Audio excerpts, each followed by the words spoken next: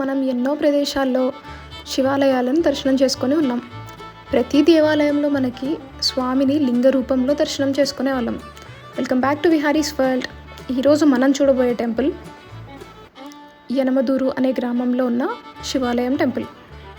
ఇప్పుడు ఇక్కడ మనం చూడబోయే టెంపుల్లో శివుడు మనకి తలకిందులుగా దర్శనమిస్తారండి.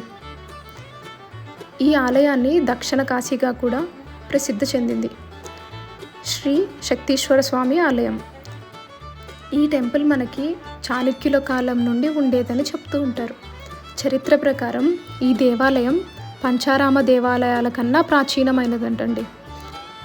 దేవాలయం దగ్గర మనకి ఒకవైపు శక్తిగుండం, ఎదురువైపు మనకు గోపురం కనిపిస్తూ ఉంటుంది. ఈ ఆలయంలో చాలా ప్రత్యేకాలు ఉన్నాయి.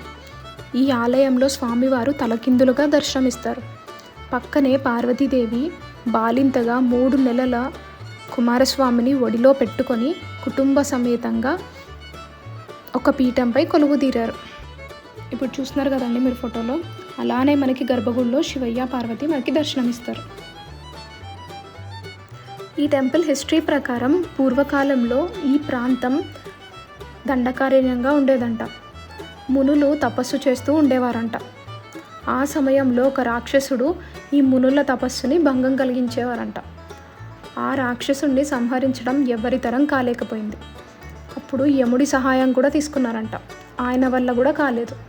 అప్పుడు యముడు శివుడి గురించి తపస్సు చేశాడు. ఆ సమయంలో శివుడు కైలాసంలో శీర్షాసనంలో ఉన్నారంట. పార్వతీదేవి స్వామివారి దీక్షకు భంగం కలగకుండా భూమిపై ప్రత్యక్షమయ్యారు. అమ్మవారు ప్రసాదించిన శక్తితో యమధర్మరాజు ఆ రాక్షసుని సంహరించారంట. స్టోరీలో కొంచెం పాజ్ ఇచ్చి మనం గుడిని చూసేద్దామండి. ఇది గుడి వెనకాల మనకి నాగదేవత పుట్ట ఉంటుంది. అలాగే వివిధ దేవుళ్ళ విగ్రహాలు గుళ్ళు కూడా ఉంటాయి. అండ్ అక్కడ చూపిస్తున్నాను కదా బిల్డింగ్, ఆ బిల్డింగ్లో కూడా కింద మనకి ఒకటి మొత్తం స్టోరీ మొత్తం ఆ గుడి చరిత్ర ఏంటి అనేది మొత్తం రాసిపెట్టి ఉన్నారండి అక్కడ. అండ్ అసలు చుట్టూ చాలా ప్రశాంతంగా ఉంటుంది. మొత్తం చెట్లు, ఎదురుగా కోనేరు, మనకి ఎక్కడ చూసినా కొబ్బరి చెట్లే ఉంటాయండి. అసలు చాలా బాగుంటుంది.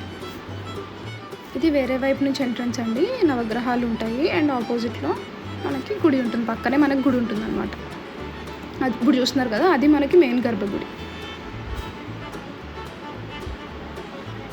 ఇలా మనం బయటికి వచ్చేయాలండి. ఇది బయటికి వచ్చేసే దారి. అండ్ మళ్ళీ స్టోరీలోకి వచ్చేస్తే యమధర్మరాజు ఆ రాక్షసుని సంహరించేశారు.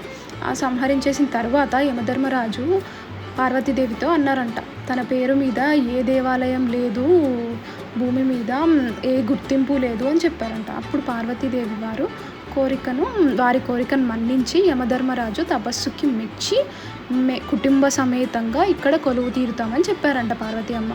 ఈ విధంగా ఈ ఊరికి మొదటగా యమునాపురంగా, తరువాత యమపురిగా, ఇప్పుడు యనమదూరుగా పేరు మారింది. అండ్ ఆలయం ఎదురుగా ఉన్న ఈ కోనేరు మీరు చూస్తున్నారు కదండి, ఈ కోనేరు ఇది ఒక శక్తిగుండం అని పిలుస్తారండి. ఈ శక్తిగుండంలో ఉన్న నీరు కాశీగంగగా అంతర్వాహినిగా కలుస్తుందంట. కాశీగంగ ఈ కోనేరులోని నీరుకి చాలా ప్రత్యేకత ఉందంట.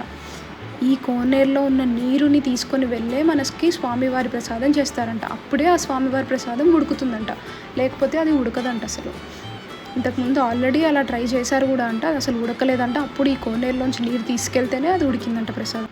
ఇంకో విషయం అండి, మనకి గర్భగుడిలో స్వామివారి ఆలయం గర్భగుడి ఎదురుగుండా మనకి నంది ఉంటుంది కదా శివాలయంలో. నందికి ముందు ఇంకో చిన్న 2 నందులు ఉంటాయన్నమాట. ఒక పెద్ద నంది ముందు చిన్న 2 నందులు ఉంటాయన్నమాట.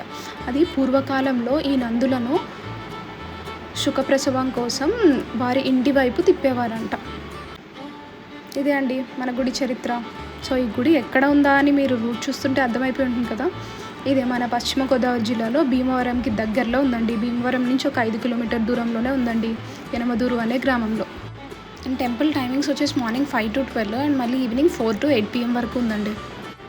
అలా ఈ విధంగా మనం శ్రీ శక్తీశ్వర స్వామి టెంపుల్ని దర్శనం చేసుకున్నామండి. ఐ హోప్ మీరు ఈ ఆలయం గురించి చాలా ఇంట్రెస్టింగ్ ఫ్యాక్ట్స్ తెలుసుకున్నారు అనుకుంటున్నాను. మీరు ఎప్పుడైనా పశ్చిమ గోదావరి ఆర్ భీమవరం సైడ్ వెళ్తే ఈ ఆలయాన్ని తప్పకుండా దర్శనం చేసుకోండి. మీకు ఈ వీడియో నచ్చితే లైక్ చేయండి, షేర్ చేయండి మరియు విహారీస్ వరల్డ్ ఛానల్ని సబ్స్క్రైబ్ చేయండి. ఇలాంటి హిడెన్ జెమ్ టెంపుల్స్ని ఇంకా ఎన్నో మీకు చూపించేస్తాను. Thank you for watching. Next వీడియోలో మళ్ళీ కలుద్దాం. ఇలాంటి హిడెన్ జెమ్ టెంపుల్స్తో మళ్ళీ కలుద్దాం. Thank you for watching. Bye.